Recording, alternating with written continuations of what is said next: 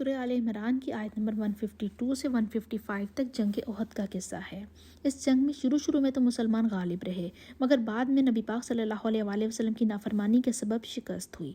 نافرمانی یہ ہوئی تھی کہ نبی پاک صلی اللہ علیہ وآلہ وسلم نے تیر اندازوں کی ایک جماعت کو ایک مورچے پر متعین فرما کر حکم دیا کہ تم یہاں کھڑے رہنا اور ہرگز نہ ٹلنا۔ وہ لوگ تو وہاں کھڑے ہوئے اور باقی لشکر مصروف جنگ ہوا۔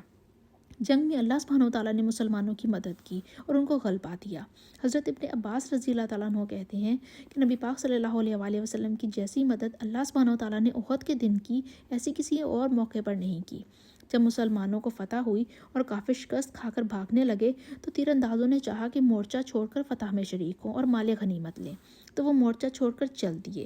عبداللہ ابن جبیر رضی اللہ تعالیٰ عنہ جو ان کے افسر تھے، ان کو ہر چند منع کیا، مگر انہوں نے ان کے کہنے پر عمل نہ کیا۔ ادھر تو یہ کیفیت ہوئی اور ادھر خالد بن ولید جو اس وقت جماعت کفار میں سے تھے، پیچھے سے حملہ کر دیا اور اس سے لڑائی کی صورت بدل گئی، یعنی فتح پانے والوں کو شکست اور شکست کھانے والوں کو فتح ہوئی۔